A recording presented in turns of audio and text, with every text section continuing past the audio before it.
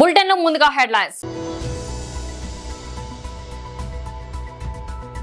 తెలంగాణ భవన్లో మీడియాతో మాట్లాడుతున్న మాజీ మంత్రి MLA Shri Harish Rao. BJP parliamentary board సభ్యుడు బీజేపీ ఓబీసీ మోర్చా జాతీయ అధ్యక్షుడు డాక్టర్ కె లక్ష్మణ్ మీడియాతో మాట్లాడుతున్నారు.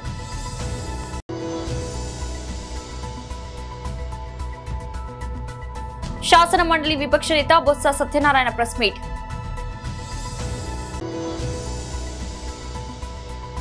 కల్తీ మద్యం కుట్రదారులను ప్రోత్సహించిన చరిత్ర జగందే, వర్ల రామయ్య మీడియా సమావేశం.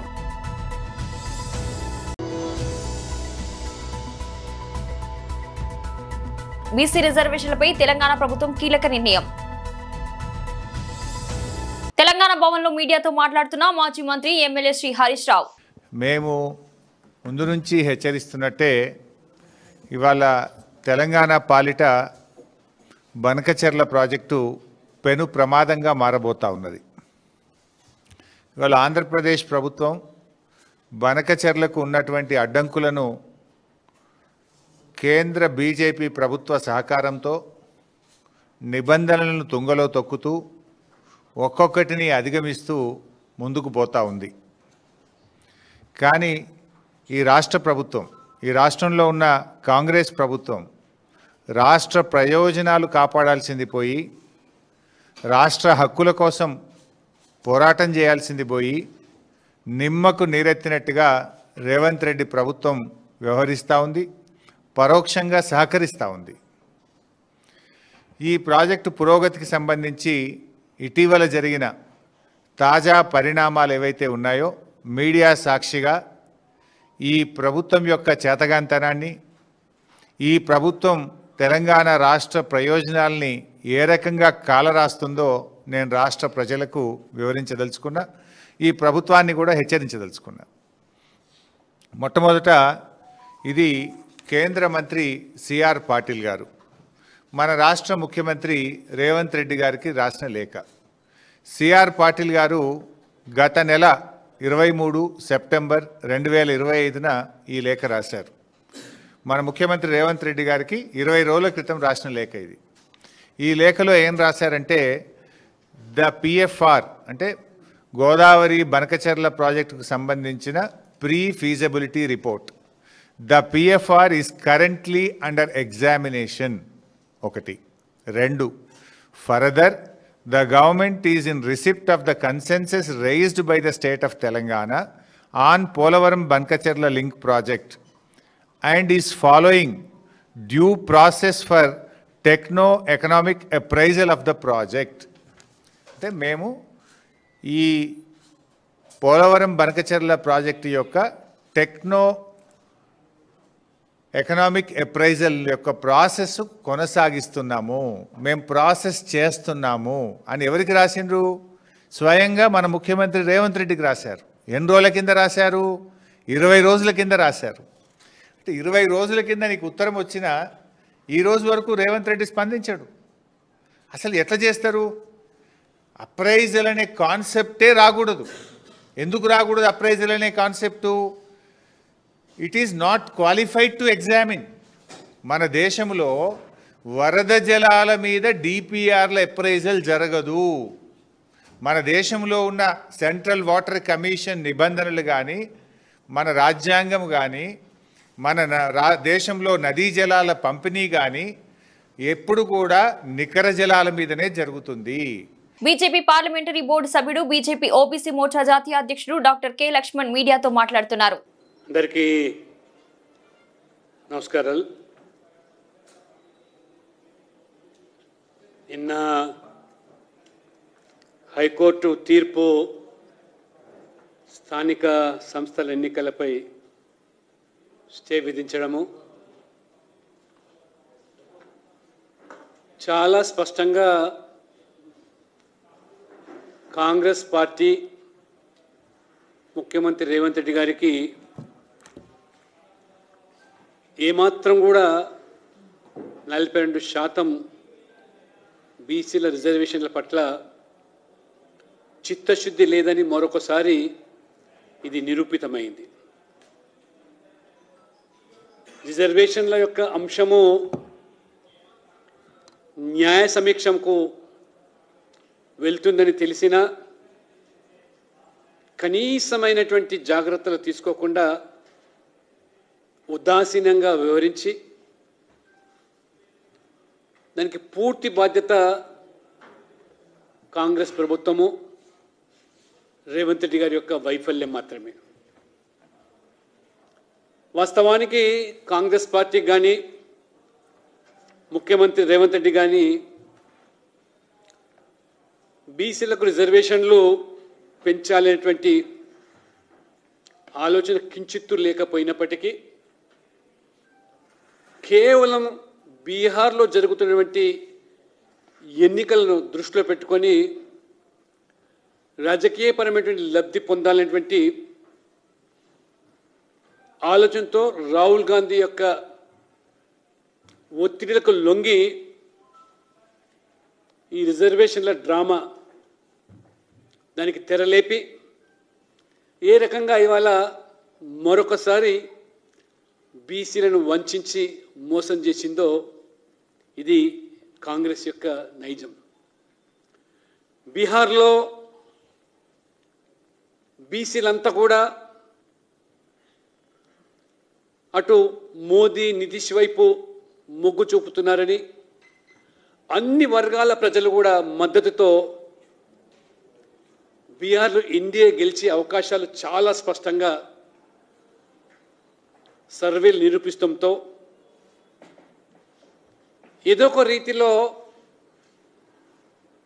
బీజేపీ ఎన్డీఏ ఓట్లకు గండి కొట్టాలని ఈ అంశం తెరమీకి తీసుకొచ్చి గత 3-4 మాసాలుగా వారు పన్నినటువంటి పన్నాగం. ఇవాళ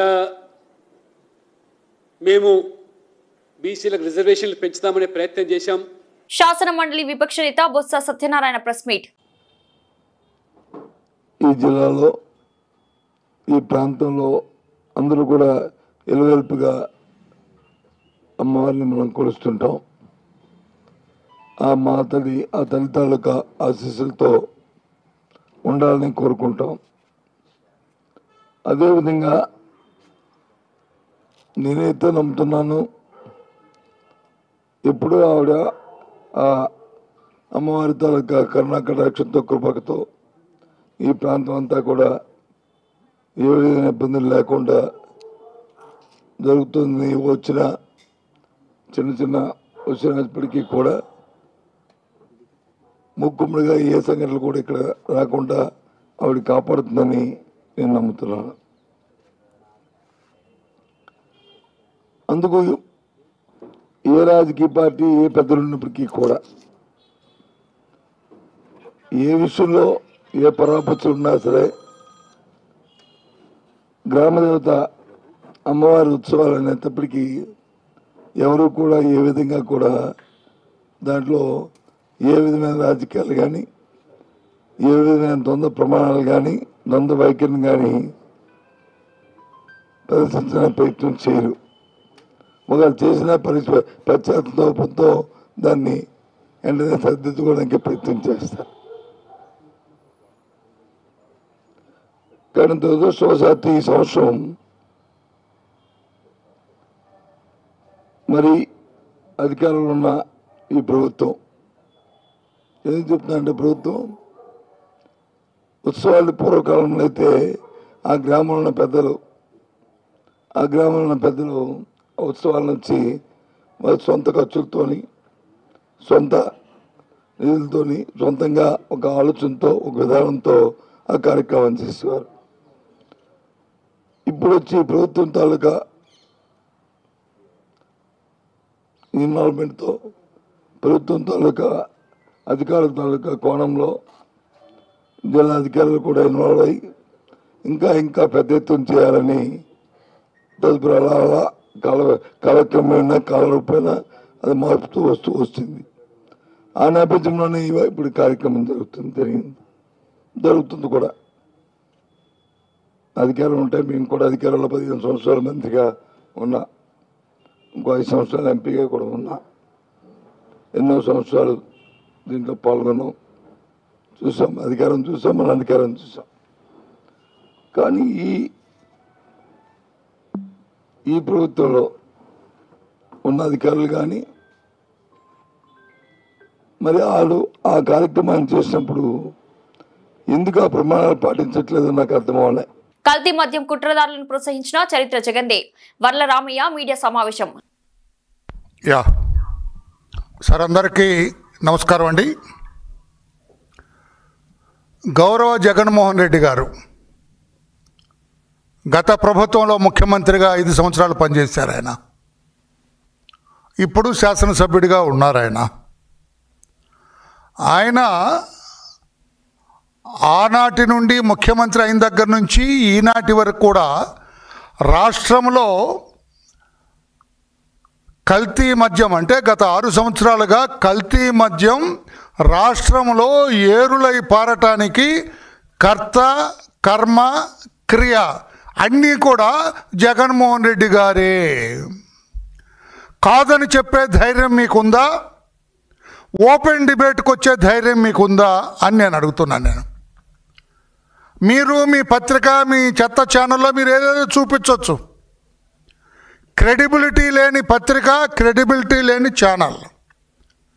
నీ ఛానల్లో వచ్చేది ఎవరు నమ్మరు, నీ పత్రికలో వచ్చేది అది పత్రిక కాదు, నీ పార్టీ కరపత్రిక. That is your voice. Sakshi పత్రిక, దట్ ఈజ్ యువర్ వాయిస్. ఎవరు నమ్మరు దాన్ని. కల్తీ మద్యానికి మూల విరాట్ మీరు. కల్తీ మద్యాన్ని ప్రోత్సహించింది మీరు. కల్తీ మద్యం కుట్రదారులకి అండగా నిలబడింది మీరు. కాదని చెప్పే ధైర్యం ఉందా మిస్టర్ జగన్మోహన్ రెడ్డి? ఈ రోజున మీరు ఏమి ఎరగనట్టుగా నంగనాచి కబుర్లు చెప్పొచ్చు మీరు, కానీ రికార్డు ఎక్కడికి పోతుంది? రికార్డుని ఎలా కాదనరు మీరు? చరిత్రను ఎవరు కాదంటారు మీరు? వాస్తవాలను ఎలా కాదంటారు? నేను 1 by 1 అడుగుతాను, మీరు సమాధానం చెప్పండి. కల్తీ మద్యం అప్పుడు మేమే అధికారంలో ఉన్నాం. అప్పుడు మీ ఎమ్మెల్యే అభ్యర్థి మల్లాది విష్ణు, ఆయన ఒక బార్ నడుపుతారు. ఆ బార్లో కల్తీ మద్యం తాగి 6 చనిపోయారు. అది ఆ క్లిప్పింగ్ ప్లే చేయనా? ఇక్కడ చూడండి. ఇక్కడ నేను ఎందుకు ఈ రోజున ఒక టీచర్ అవతారం ఎందుకు ఎత్తానంటే, మీరు నంగనాచి కబుర్లు చెబుతూ ఉన్నారు, తెలిసిన విషయాలు కూడా తెలియదు అంటున్నారు. ఏదైతే మేము పోలీస్ ఆఫీసర్లుగా ఉన్నప్పుడు ఈ సెటిల్మెంట్ గ్యాంగ్స్ ఉంటాయి, కర్ర తీసుకొని గట్టిగా చెబితే కానీ వినరు.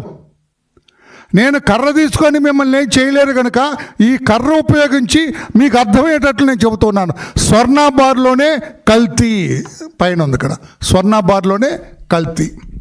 స్థానిక సంస్థల ఎన్నికలో బీసీలకు 42% రిజర్వేషన్ కల్పిస్తూ ప్రభుత్వం జారీ చేసిన జీవోను ఎన్నికల నోటిఫికేషన్ నిలిపివేస్తూ రాష్ట్ర హైకోర్టు ఇచ్చిన స్టేపై సుప్రీంకోర్టును ఆశ్రయించాలని తెలంగాణ ప్రభుత్వం నిర్ణయించింది. ఈ మేరకు స్పెషల్ లీవ్ పిటిషన్ దాఖలు చేయాలని రేవంత్ రెడ్డి ప్రభుత్వం నిర్ణయించినట్లు సమాచారం. హైకోర్టు ఇచ్చిన స్టేను ఎత్తివేసే ఎన్నికల నిర్వహణకు అనుమతిని ఇవ్వాలని తెలంగాణ ప్రభుత్వం కోరనుంది. ఎన్నికల ప్రక్రియ ప్రారంభమై నామినేషన్ల స్వీకరణ కూడా ప్రారంభమైనా ఇందులో హైకోర్టు జోక్యం సరికాదని రాష్ట్ర ప్రభుత్వం సుప్రీంకోర్టులో వాదనలు వినిపించనుంది. జీవో 9ను అమలు చేసేలా ఆదేశాలు ఇవ్వాలని భారత అత్యున్నత న్యాయస్థానాన్ని కోరనుంది. సుప్రీంకోర్టుకు వెళ్లే అంశంపై కాంగ్రెస్ నేతలు జూమ్ సమావేశం నిర్వహించారు. సుప్రీంకోర్టు సీనియర్ న్యాయవాది అభిషేక్ మను సంఘవితో కూడా మాట్లాడారు. ఇటీవల హైకోర్టులో ప్రభుత్వం తరపున సంఘవి వాదనలు వినిపించారు. ఖమ్మం జిల్లా నేలకొండపల్లి మండల ముజ్జిగూడ గ్రామంలో బీటీ రోడ్ శంకుస్థాపనకు తెలంగాణ రాష్ట్ర రెవెన్యూ గృహ నిర్మాణ సమాచార శాఖ మంత్రి పొంగులేటి శ్రీనివాసరెడ్డి ఈ కార్యక్రమంలో నేలకొండపల్లి మండల వ్యవసాయ మార్కెట్ చైర్మన్ వెన్నుపూసల సీతారాములు మరియు మానుకొండ దుర్గారావు, మైసశంకర్, లక్ష్మీ నరసయ్య, కొమురి నరేష్, నేలకొండపల్లి ముజ్జిగూడెం కాంగ్రెస్ కార్యకర్తలు పాల్గొన్నారు.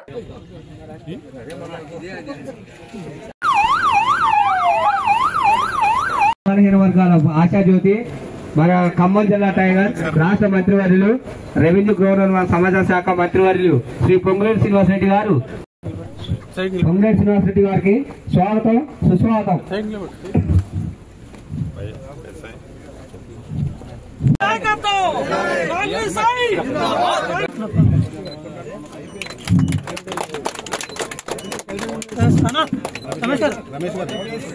రమేష్ అన్న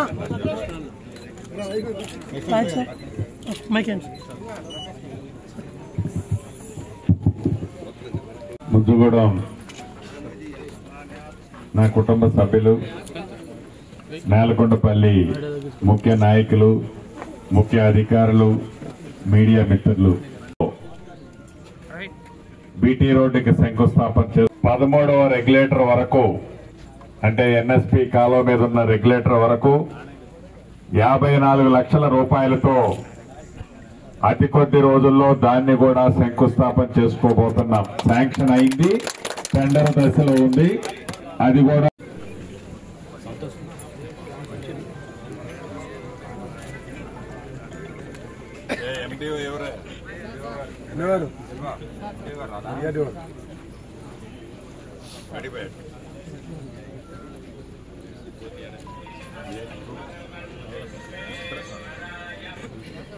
గారికి సంబంధించింది, వారి కూడా సంబంధించింది దాంట్లో పెట్టి చేపిస్తాను. కొద్దిగా టైం చేపించే బాధ్యత నాదే. ముందు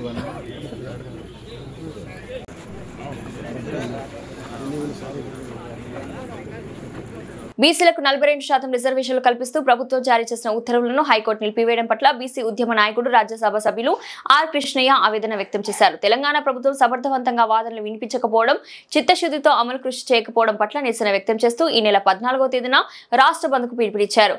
యావత్ బీసీ సమాజం, అన్ని కుల సంఘాల, ఉద్యోగ సంఘాలు, వివిధ రాజకీయ పార్టీలందరూ కలిసికట్టుగా బీసీలకు మద్దతు ఇవ్వాలని కోరారు. దాదాపు 22 బీసీ సంఘాలు సమావేశమై ఇది బీసీలకు తీవ్రమైన అవమానం, హైకోర్టులో వేసిన కేసు ఏ విధంగా స్టే ఇస్తారు, బలమైనటువంటి జనాభా ఉన్నటువంటి బీసీలకు ఇచ్చిన రిజర్వేషన్లను జీవో ఇచ్చారు.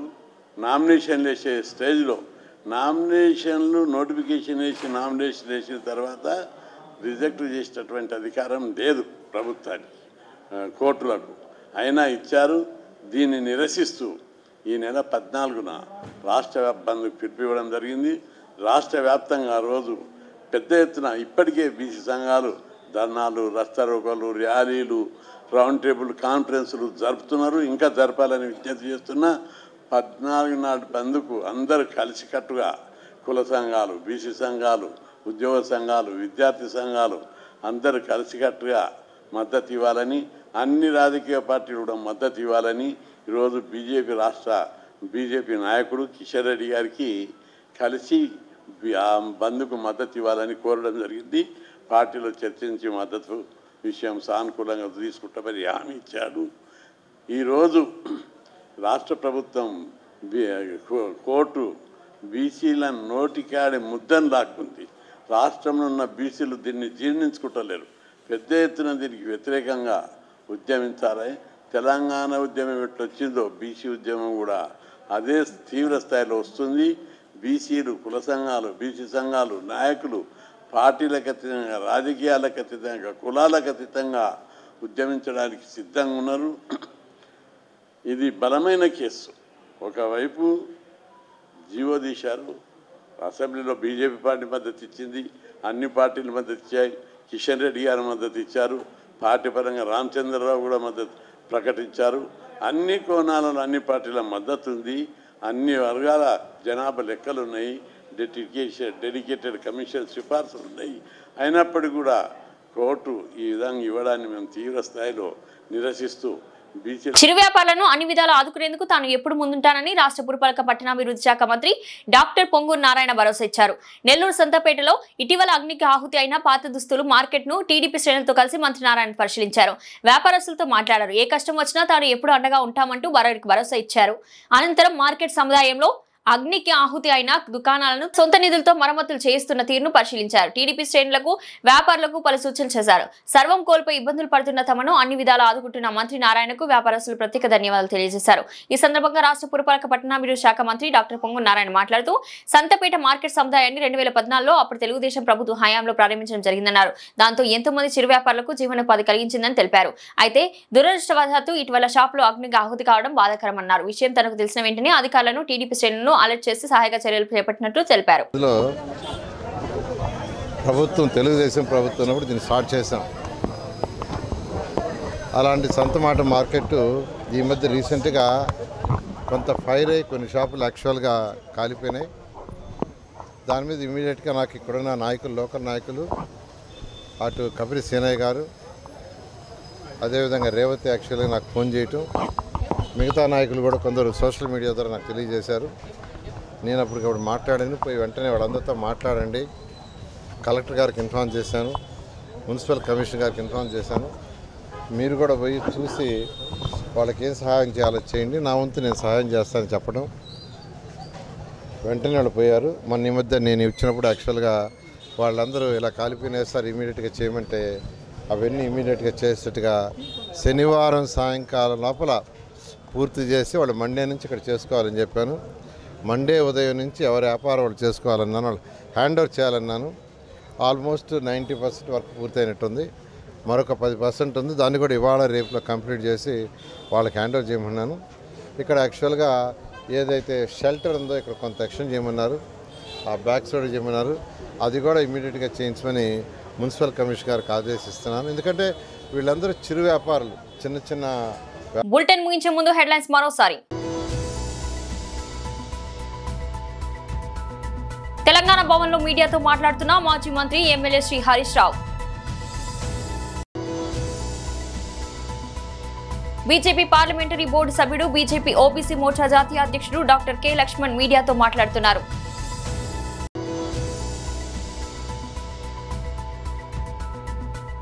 శాసన మండలి విపక్ష నేత Botsa Satyanarayana press meet.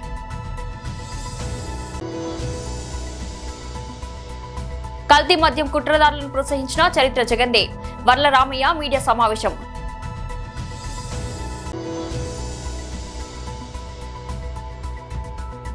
BC రిజర్వేషన్లపై Telangana ప్రభుత్వం కీలక నిర్ణయం.